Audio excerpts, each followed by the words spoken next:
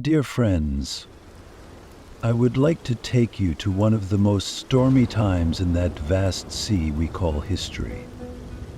In those days, Europe's heart was trembling, its lands darkened by the shadow of war. Cities, peoples, even kings fell silent in horror at the sound of a name. Doubted. Attila was not just a leader or a conqueror. He was a figure who held the destiny of an era in his hands, who brought kings to their knees and made empires tremble with fear. When his name was spoken, there was a truth that echoed in every corner of Europe. Nothing would ever be the same again. Who was Attila? Where did this power come from? And how was he able to build such a huge empire of fear? These are the questions we will pursue today. We're going to tell the story of a man who raised his kingdom into the sky. And this story, my friends, is not just the story of one man, but the story of an age. Are you ready? Then let's start digging through the dusty pages of the past to see how these lands were once shaken. Ah, my friends,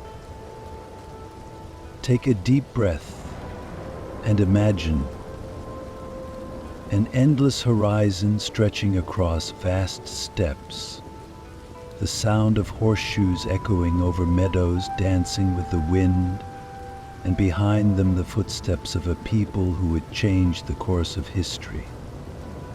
Yes, it was in these lands that the rise of the Huns began. Their story is not only a story of war and conquest, but also of man's struggle against nature and time. The Huns were like a storm from the east.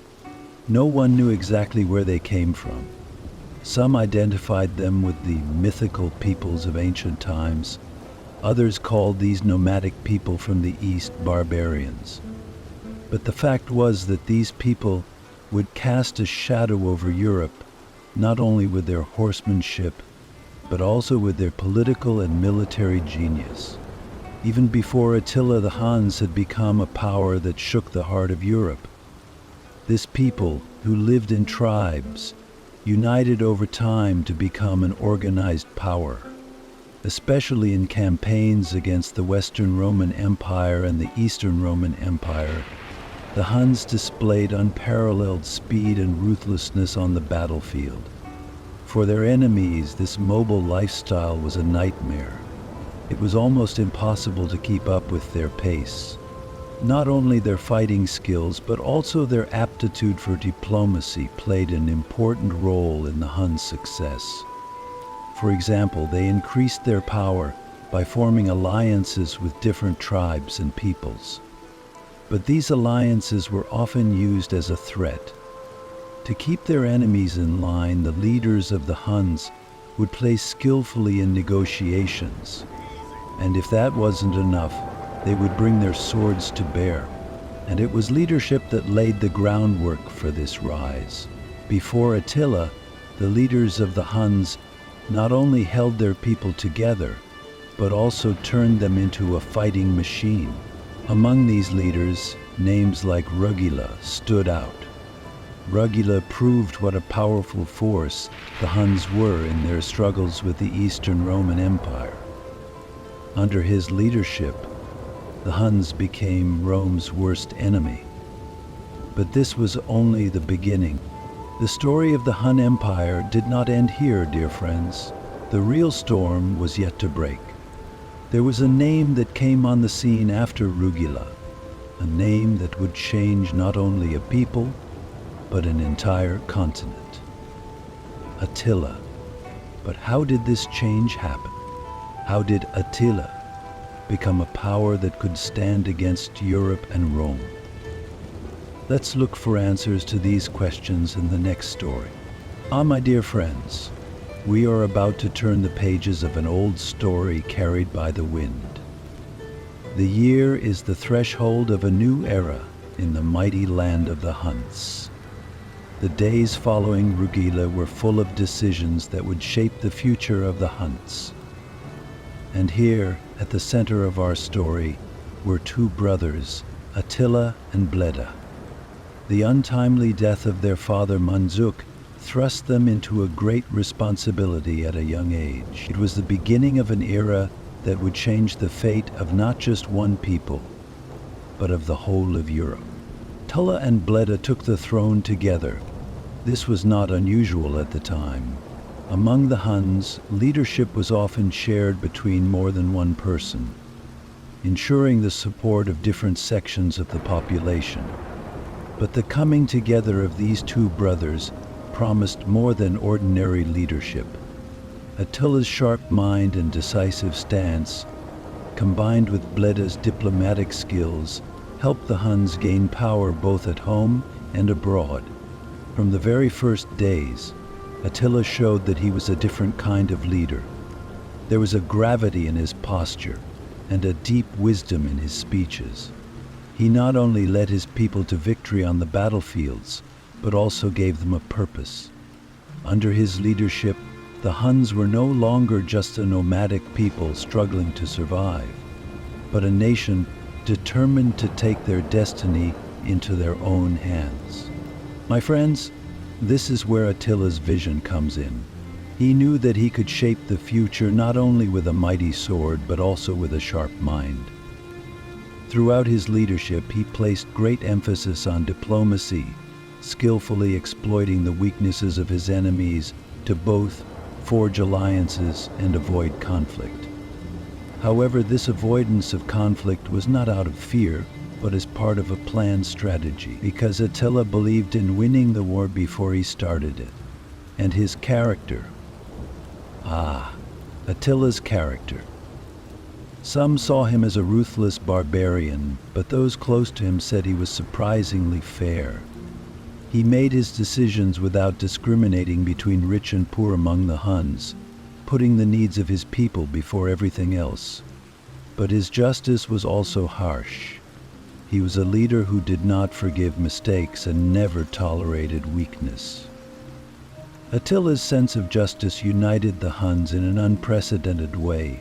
Of course, this co-management with his brother Bleda was not always peaceful. The two different visions led to conflicts at times. Attila, with his innovative ideas and visionary leadership, often became the more dominant figure, and the end of these conflicts would mark the beginning of a new era in the Hun Empire.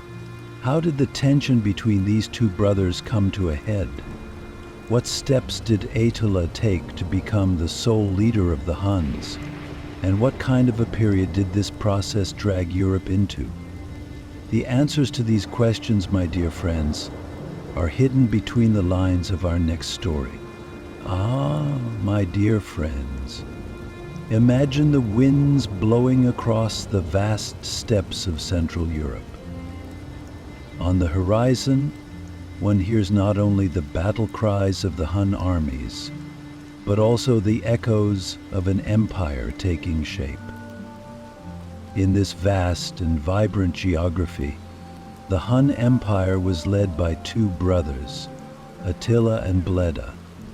They had jointly taken over the throne after Relive, and this joint rule at first seemed to indicate a strong balance. But oh, my friends, every sharing of power carries with it a conflict. Just as every day the sun rises, it is in competition with the night. The two brothers brought different talents to ruling the Hun Empire. Bleda was a diplomat, preferring to negotiate deals with powerful enemies such as the Roman Empire. Attila, on the other hand, was a warrior, a leader who outwitted his enemies not only with his sword but also with his sharp mind. Attila's strategies ensured that the Huns became a threat not only on the battlefield, but also in the political arena. These two different approaches seemed to complement each other at first, but soon deep cracks began to appear. Attila saw the future of the empire threatened by Bleda's softer policies. For him, there was a limit to making peace with the enemy. A mighty power like Rome could only be restrained by total submission. Bleda, on the other hand, believed that diplomatic agreements were necessary to restore the Huns' peace of mind and rebuild their strength. Over time, these different visions began to weaken the bonds between the brothers. Even as they ruled the empire together, every decision turned into a debate, every strategy into a tension. And so, my dear friends, we reach a night that echoes in the dark corridors of history. The decisions that had to be taken to consolidate the power of the Hun Empire deepened the rift between the two brothers. Attila's eyes were set on an even greater, even more powerful Hun Empire. He realized that he could not walk side by side with his brother on this path. History has written the end of this conflict in blood. To realize his own vision of leadership, Attila killed Bleda and became the sole ruler of the empire. This was not just a story of one brother betraying another, it was a turning point that changed the destiny of a people. Under Attila's leadership, the Hun Empire began to spread both power and fear across Europe. But what mark did this decision leave on Attila's own conscience? What was the price he paid for choosing this difficult path? And to what disasters would the story of this lonely leader lead Europe? And my friends, the answers to these questions await us in our next story. My friends, let's go back a bit. A cold wind is blowing over the vast plains of Europe. As the Huns expand the borders of their empire, they find themselves confronted by the Eastern Roman Empire, then Byzantium. This is a breathtaking turning point in history. Before these two great powers clashed with each other, they sat at opposite ends of the table and tried to reach an agreement. But every word spoken at that table was shaped by the shadow of swords. The leaders of the Huns, especially Attila and Bleda, were very strategic in their first contacts with Byzantium.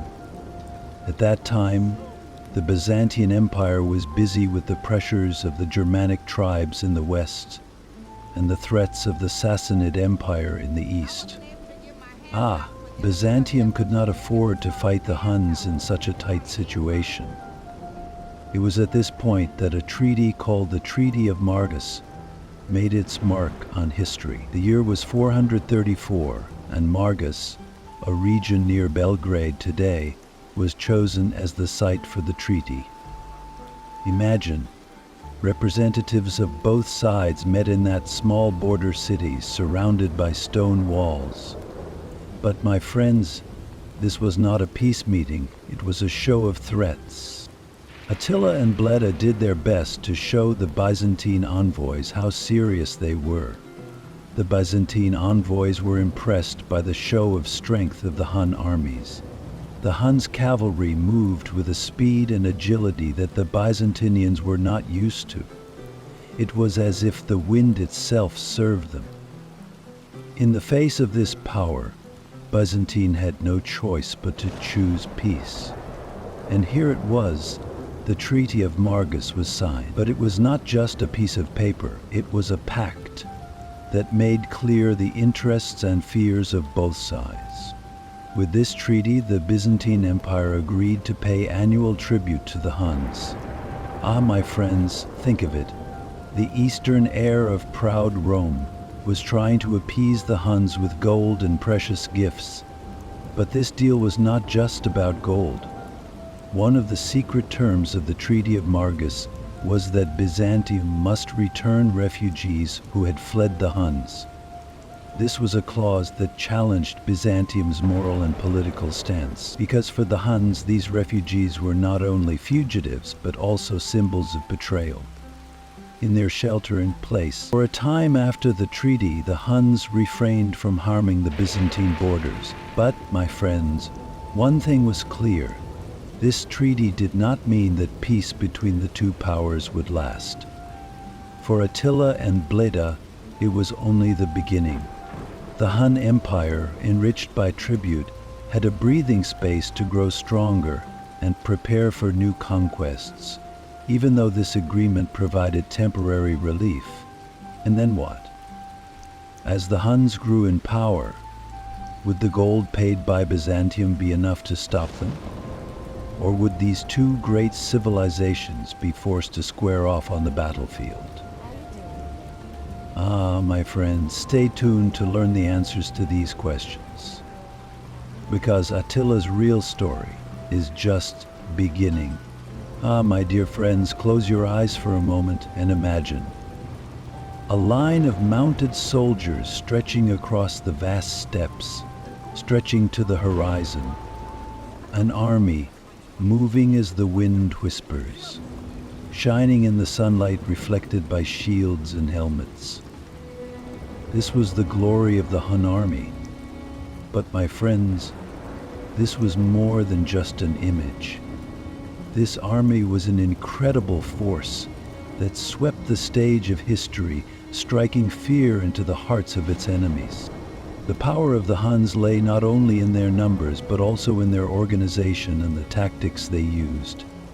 Their armies were based on fast and agile horse archers. These warriors were a nightmare for their enemies. They were so skilled in the art of archery that they could strike their enemies with deadly accuracy, even at full gallop. But what was even more impressive was their ability to shoot backwards. Ah, think about it, dear listeners. A Hun horseman could take his enemies by surprise, even as he sped away. This tactic was an innovation that rendered many European armies helpless. But the Huns did not rely on individual skill alone. They managed their armies with impeccable organization. Each warrior's place, role, and loyalty to their leader was clearly defined. Their armies had captains, majors, and higher-ranking commanders. This structure made them a war machine that could move in an orderly fashion, even in the midst of chaos. The Hun army's greatest advantage was its ability to make swift and unexpected moves that its enemies could not anticipate. Not only could they attack, but they could pretend to retreat, trap the enemy, encircle them and destroy them completely. Oh, what a terrifying intelligence. And their horses? Ah, my friends, those horses were not just transportation. They were the heart of war. Hun horses were small, but incredibly hardy. They could cover long distances quickly without eating for days. One with his horse, the Hun warrior was an unstoppable force for friend and foe alike. Thanks to their horses, they could move in and out of enemy territory with lightning speed, catching their enemies unprepared for the massacre within different seas. This kind of speed and mobility was unprecedented in Europe. That is why the Huns came like the wind, destroying everything in their path and leaving horror stories in their wake. This power of the Hun army and its war tactics turned into a fear that penetrated the hearts of the peoples of Europe. As the Huns advanced, cities emptied, villages were destroyed, people fled as far away as they could. If you could have seen the faces of those who heard the Huns approaching, my friends, the fear, as if even their own shadows would betray them. In those days, the name of the Huns evoked not just an army, but a natural disaster. Like a storm or an earthquake, there was no way to stop their arrival. But my friends, what was so special about this incredible power of the Hun army? How did having a leader like Attila at the head of this army magnify this fear? And who would dare to stand against this terrifying army? If you want to know the answers to these questions, wait a little longer, because the real story is just beginning. Ah, my dear friends, let's once again lift the mists of time and travel back to those turbulent years when the mighty army of the Huns faced off against the Byzantine Empire. In those days, the world was in a state of trembling. Byzantium, one of the greatest powers of the East and the West, was falling into uncomfortable sleep at the very mention of the Huns. It was precisely during the great campaigns of 4043 that these fears became a reality. It all began when the Huns recognized the weakness of order in the Byzantine lands along their border. Attila set his sights on the riches of Byzantium to provide for his people and his army. The Treaty of Margus, secured through the subtle tricks of diplomacy, was soon violated, tearing the delicate fabric of peace. Attila and his army were preparing to blow through the Balkans like a hurricane. And so began the great campaign that will go down in the annals of history. The Hun army marched with great determination into Thrace. Ah, my friends, it is difficult to describe the horror that gripped this land in those days. Cities, towns, villages. As the Huns advanced, each one began to collapse like falling dominoes.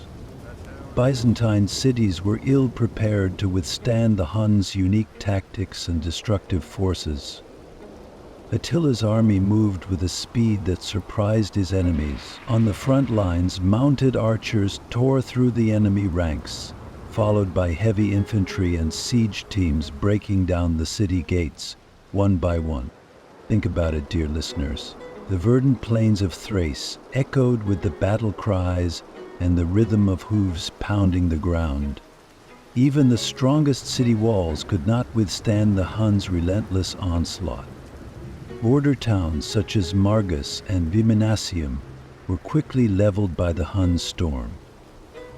The Huns struck fear into the hearts of the Byzantine people, not only with their fighting power, but also with their psychological superiority. So much so that some cities chose to open their gates and surrender when the Hun army approached, because the price of resistance was heavier than survival. But the real drama of these campaigns, my friends, was that they extended to within a few paces of Constantinople, the proud Byzantine capital.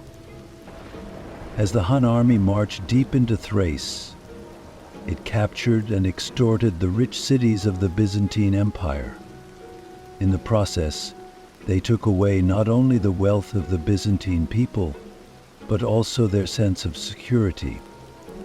This was a turning point for Byzantium, for they were now forced to give in to the demands of the Huns. Attila's victories demonstrated not only the strength of his army, but also his political acumen.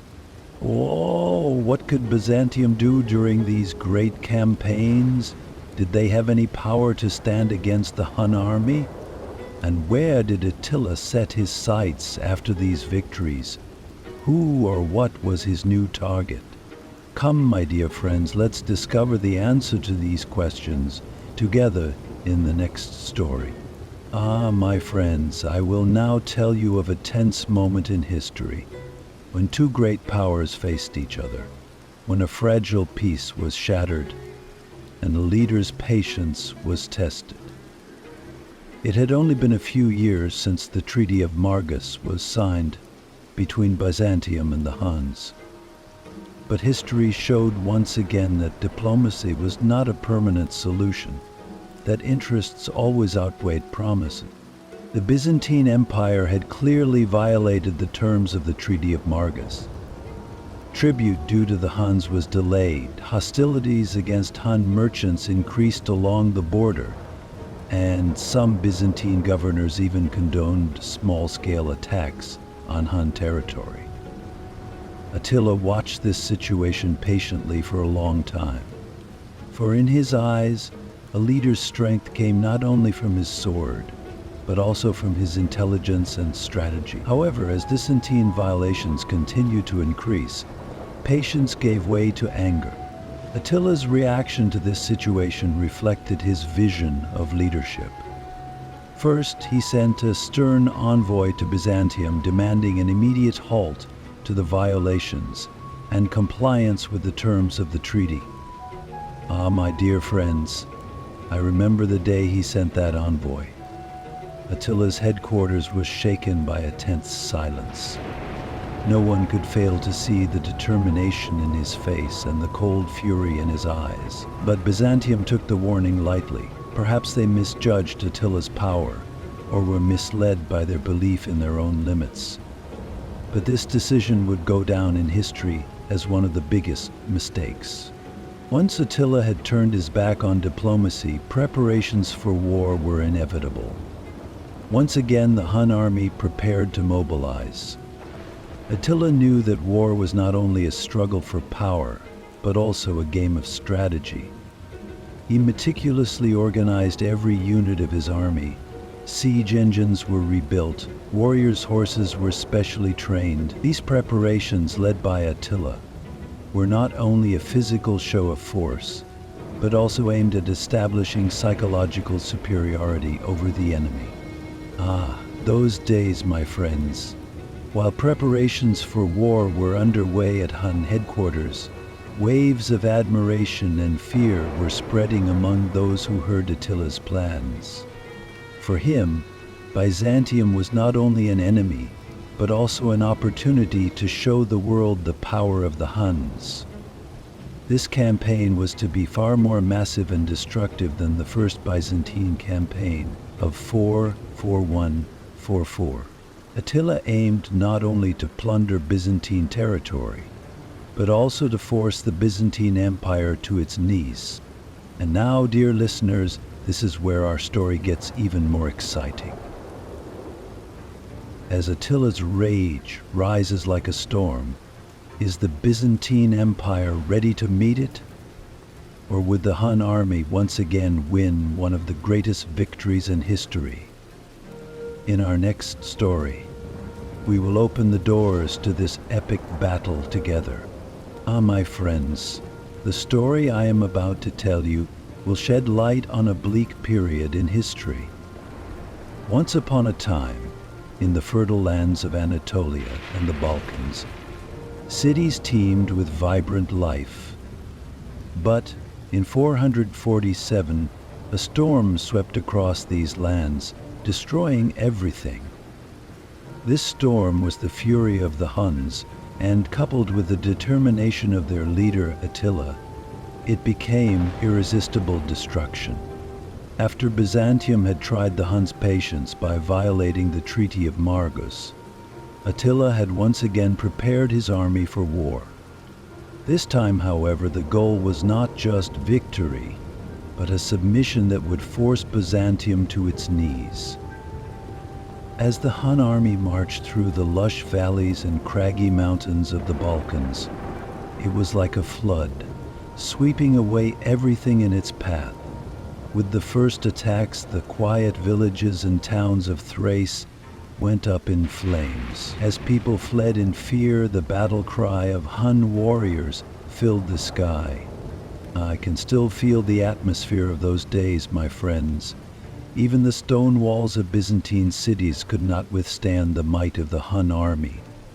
The legendary mounted troops of the Huns routed the Byzantine soldiers, while the infantry behind them broke down the city gates and poured into the walls. Attila's siege tactics were a work of art. Patient but ruthless on the battlefield, the Huns planned each attack with great skill. As the Byzantine strongholds fell one by one, a wave of fear spread through the population, reaching as far as Constantinople. Constantinople, ah, that great city, that ancient city, rising on the shore of the Golden Horn, boasting its walls, witnessing the glory of emperors. But when the Hun army advanced to the shadow of its walls, the greatness of Byzantium was suddenly overshadowed. The Hun warriors camped on the outskirts of the city, using fear as a weapon, not just war.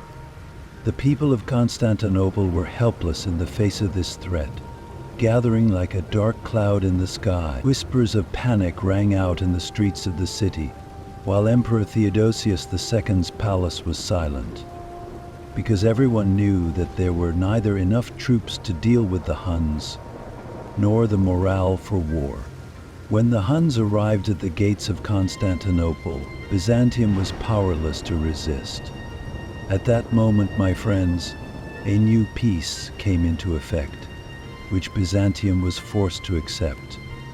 Attila crowned this victory not only with territory, but also with terms. Byzantium agreed to pay a heavy tribute to the Huns.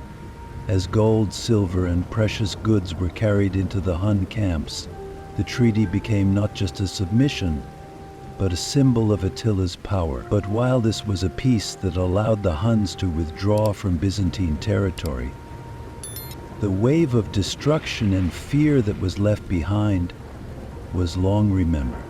Now I ask you, my dear friends, Attila's victory forced Byzantium to surrender, but could it have satisfied his ambition? Or was this victory a stepping stone to his bigger dreams? Let's find the answer to this question together in our next story. Dear listeners, once again we open the dusty pages of history and take a journey back centuries to the days that changed the destiny of Europe. Now, close your eyes and imagine the land where Rome ruled for centuries. A power divided into two separate empires, trapped between East and West. And this is exactly where Attila turned his gaze. Western Roman Empire. Western Rome first attracted Attila's attention in the cities of Western Gaul, in the weakened resilience of the Roman people. The empire was no longer the might it once was. Shaken by civil wars and riddled with raids by barbarian tribes, it still bore the name Rome, but only in shadow. Emperor Valentinian III sat on the throne, but in reality the intrigues around the throne and the weak leadership were dragging Western Rome into rapid decline. Attila saw this weakness of Rome as an opportunity. However, he was in no hurry to seize this opportunity. No, dear friends, Attila was not an impatient man. He was a leader who knew how to win the war, not only with weapons, but also with words. First diplomacy, then war. That was his way. That's why when he started his contacts with Western Rome, he preferred to send letters and envoys first. But what was this correspondence about? Let's take a look together. One of the first envoys sent to Rome carried a message reminding the Western Roman Empire of Attila's power and conveying his demands. Attila's demands may have seemed simple: tribute to be paid, control of territory in the border regions, and security of trade routes. But behind these simple demands lay a grand strategy. Rome might have thought that as long as he accepted these demands, Attila would be a peacemaker, but the real intention was to corner Rome and expose its weakness in the eyes of the world. During these diplomatic contacts, Attila's letters were written with great skill. In every line there was a threat, but at the same time the image of a peaceful leader was painted. These letters were not only instructions, but also instruments of psychological warfare. Attila was clearly hinting to Rome what would happen if his terms were not accepted, but without saying it directly. This was another proof of his genius. First, this correspondence caused great concern in Rome. A deep silence reigned in the court of Emperor Valentinian. Rome's weak leaders did not know how to deal with this new threat. But did Attila really want peace? Or was this just a tactic to lower Rome's guard? Dear listeners, this is where the story gets complicated. Attila's diplomatic contacts with Rome were only the first step in a bigger plan. Would these words turn into war? Could Attila really turn Rome's weakness into an opportunity? Here, in the next chapter, we will look for answers to these questions.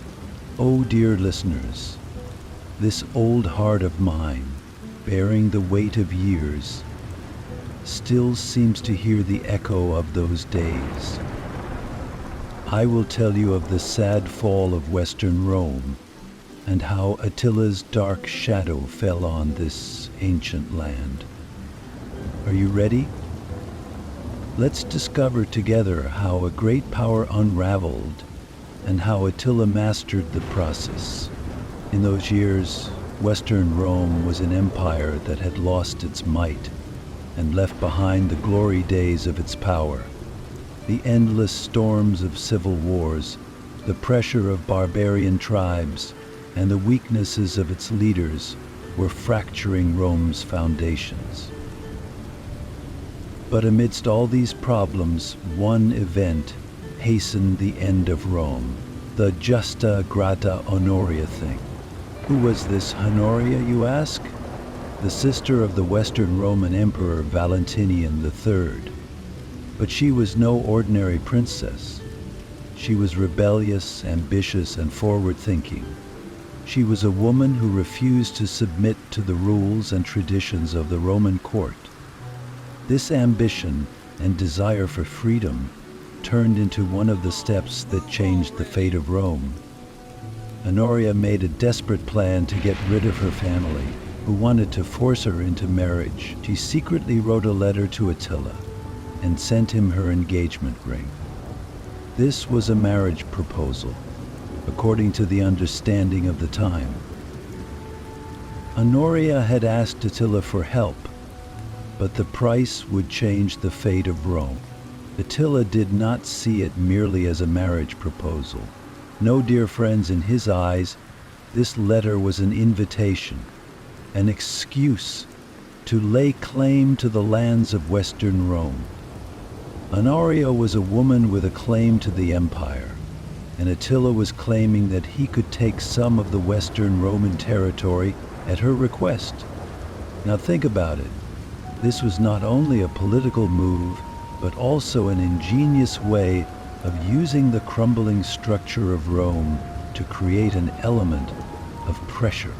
Attila's claims caused great turmoil at the Roman court. Valentinian and his advisors did not know how to respond to Attila's claim. Attila's claim had lasted but barely a day. Honoria's desperate move had weakened Rome even further. Although Rome wanted to resist Attila, neither its economic power nor its military might was as strong as before. Under pressure from barbarian tribes, Rome had to deal with this diplomatic crisis created by Attila from within. But this was not enough for Attila. He was not one to be satisfied with diplomacy alone. He had his eyes on the heart of Western Rome and was plotting his attack to force the decaying empire to its knees. It was all a game of chess, and Attila was making every move carefully. But how would Honoria's bold yet dangerous move lead Rome to its doom?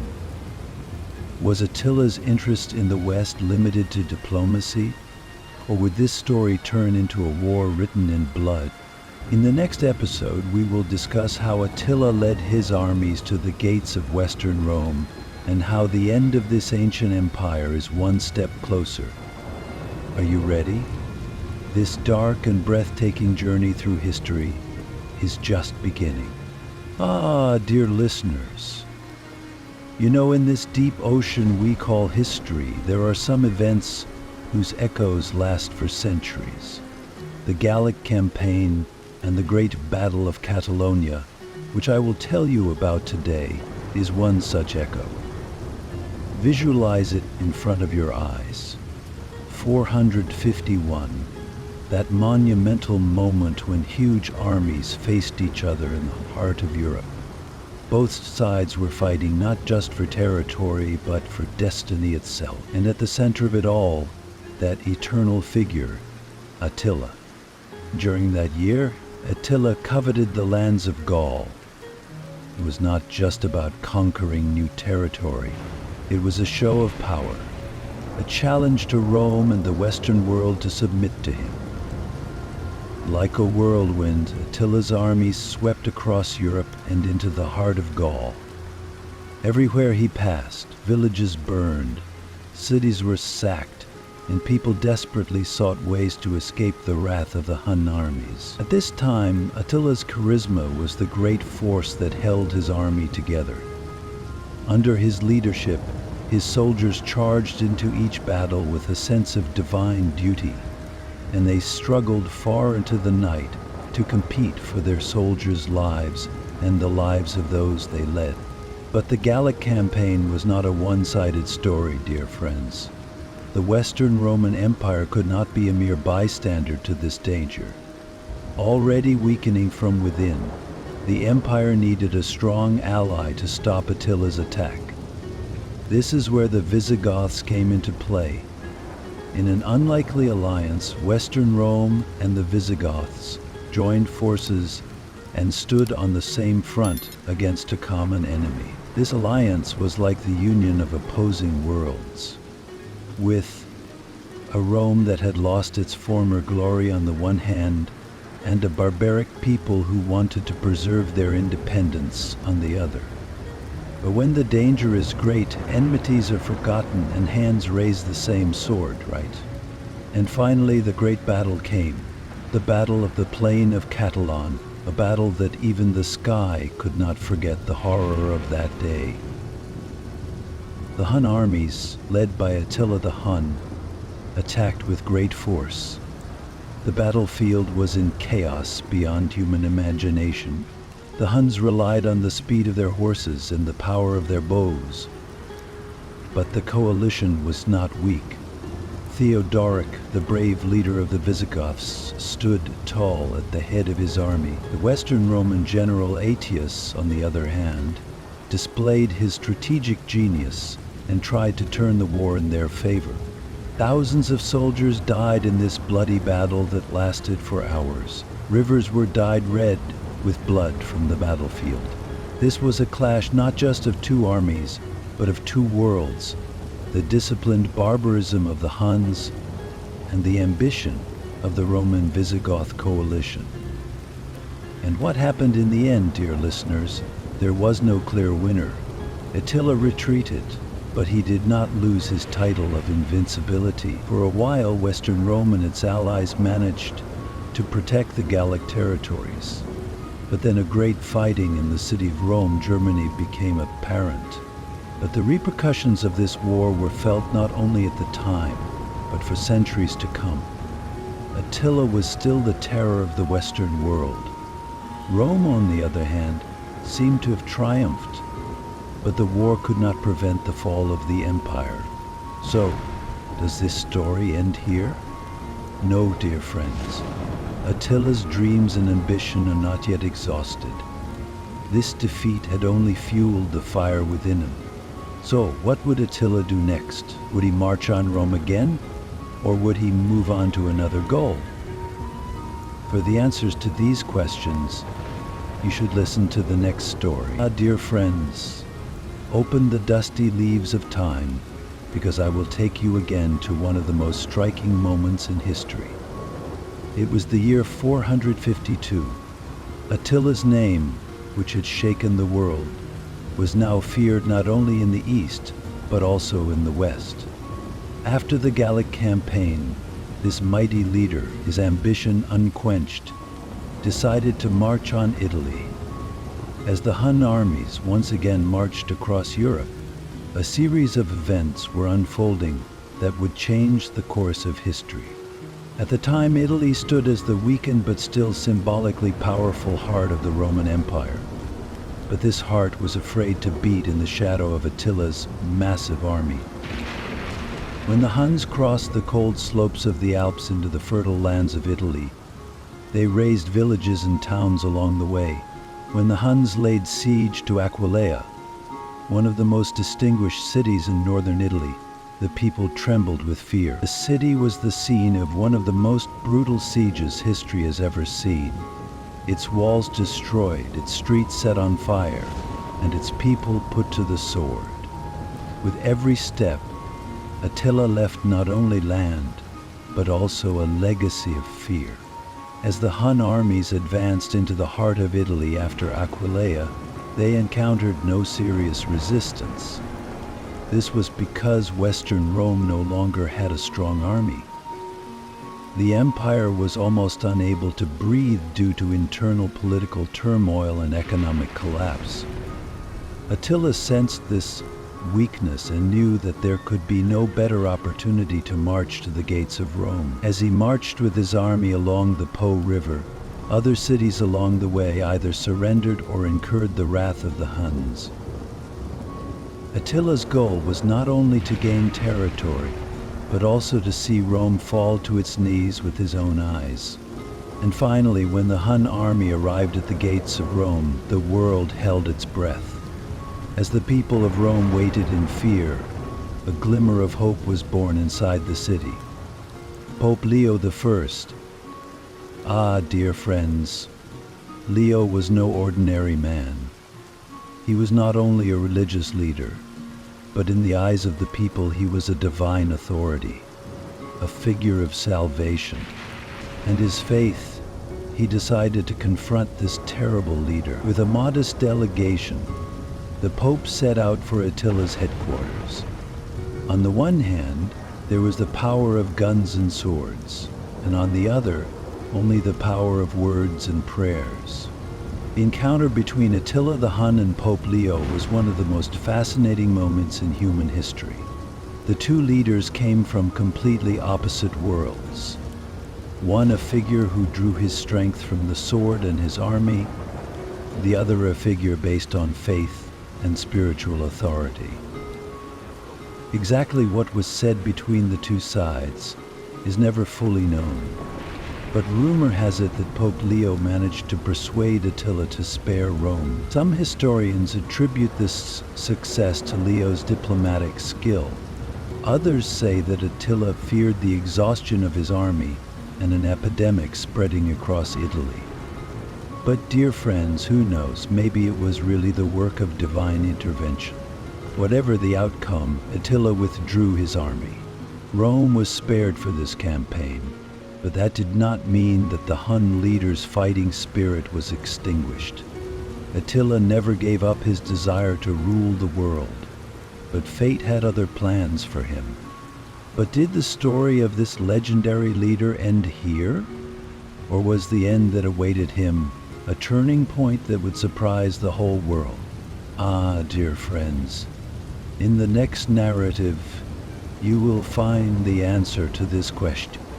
Dear friends, listen to me, for I am going to take you back to one of the most glorious periods of history.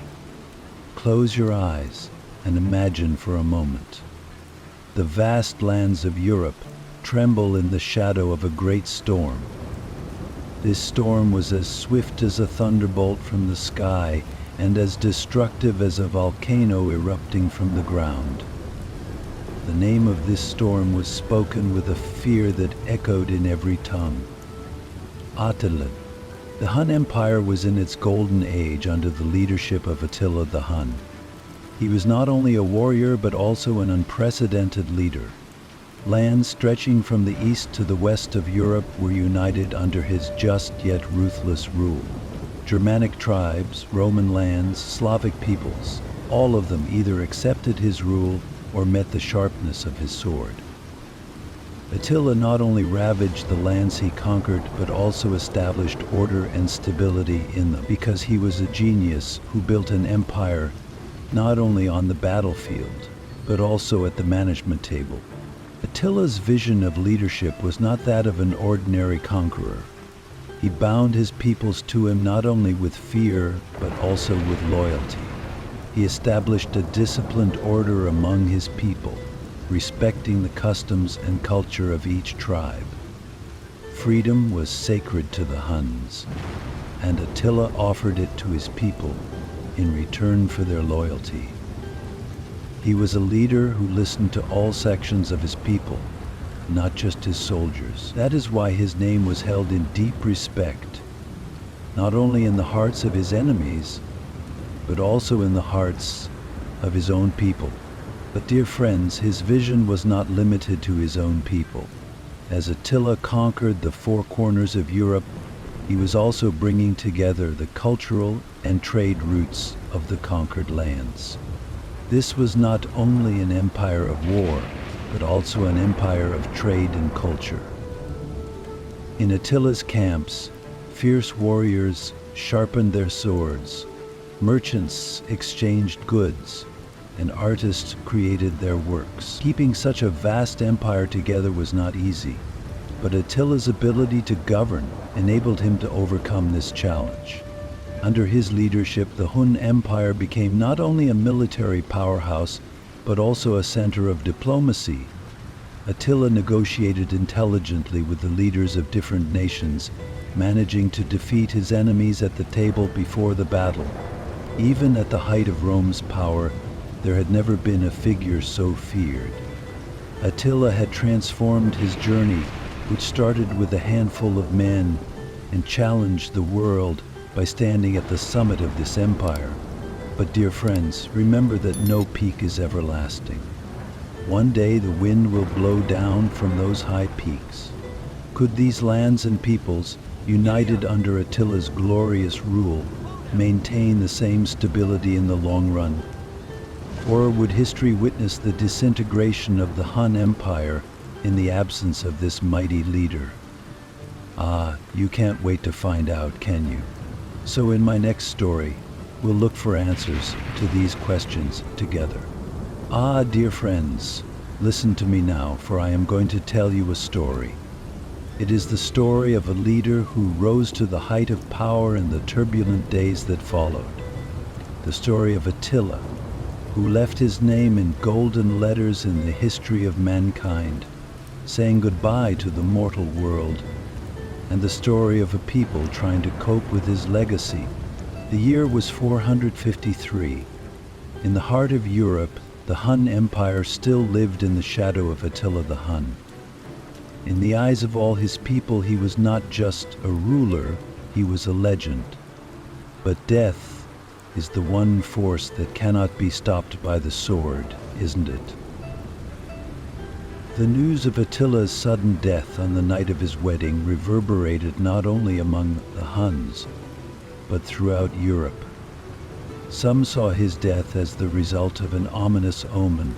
Others believed it was an assassination. But the truth is that this sudden loss has left an irreparable wound in the heart of the Huns. After Attila's death, the empire was plunged into uncertainty. It was Attila's leadership skills that held together such a vast and diverse territory. In his absence, this great unity began to fracture. His sons vied to inherit and rule the empire. Unfortunately, it soon became clear that none of them had Attila's genius and charisma. The struggle for the throne began to shake the foundations of the empire. As each tried to consolidate his own power, the Huns lost their unity. Other peoples in Europe were quick to take advantage of the situation. The Germanic tribes, silenced by fear of Attila's armies, united against the Huns. In 454, at the Battle of Nidau, the Huns suffered a heavy defeat. This battle was not just a defeat, but the de facto end of the Hun Empire. The Huns were forced to retreat eastward, completely losing their former influence in Europe. A people who had once made Europe tremble now lived only in memories. Attila's death was a turning point not only for the Huns, but for Europe as a whole. His absence created a new balance on the continent. The Roman Empire was free of the Hun threat, but it was rotting from within. Germanic tribes began to advance towards Roman territory with a confidence they had never imagined before. The balance of power left vacant by Attila's absence paved the way for new actors to take the stage. But now I would like to ask you, dear friends, is the death of a leader only the closing of an era? Or is it also the beginning of a new era? What surprises would this new order rising in Europe in the wake of Attila the Hun hold in store? Let's look for answers to these questions in the rest of this story.